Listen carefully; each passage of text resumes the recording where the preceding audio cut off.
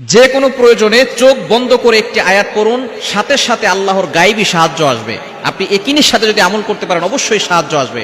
এটা তাফসিরে রুহুল মাআনির ভিতরে এসেছে, 11 নম্বর খণ্ডের 54 নম্বর পৃষ্ঠা রয়েছে। খুবই চমৎকার একটি আয়াতের কথা, যে আয়াতের মাধ্যমে আল্লাহ পাক রব্বুল আলামিন সাথে সাথে আপনার জন্য গায়েবী সাহায্য পাঠাবে। সূরা তাওবার 129 নম্বর আয়াত, ফাইন তাওয়াল্লাউ ফাকুল হাসবিয়াল্লাহ লা ইলাহা ইল্লাহু আলাইহি তাওয়াক্কালতু ওয়া হুয়া রাব্বুল আরশিল আযীম। এই আয়াতটি হচ্ছে এমন একটি আয়াত, এই আয়াতের মাধ্যমে আপনি বলতে চাচ্ছেন যে আল্লাহ আপনার জন্য যথেষ্ট, আপনার আর কোনো কিছুর প্রয়োজন নাই। যখন আপনার কানে ব্যথা হবে, অথবা চোখে ব্যথা হবে, অথবা মাথা ব্যথা, অথবা কোমরে ব্যথা, আপনি শুধু একিনের সাথে, বিশ্বাসের সাথে ডান হাতটাকে সেই ব্যথা স্থানে রেখে, যেখানে ব্যথা হচ্ছে সেই জায়গায় রেখে আপনি শুধু বলবেন ফাইন তাওয়াল্লাউ ফাকুল হাসবিয়াল্লাহ লা ইলাহা ইল্লাহু আলাইহি তাওয়াক্কালতু ওয়া হুয়া রাব্বুল আরশিল আযীম।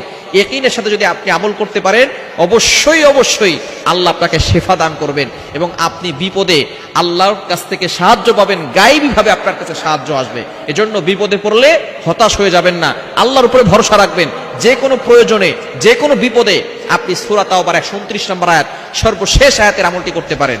আল্লাহ পাক রব্বুল আলামিন জানিয়ে দিয়েছেন, এই আয়াতের আমল যারা করবে এবং আল্লাহর প্রতি ইয়াকিন থাকবে, বিশ্বাস থাকবে, ওই ব্যক্তিকে কারো কাছে মাথা নত করতে হবে না।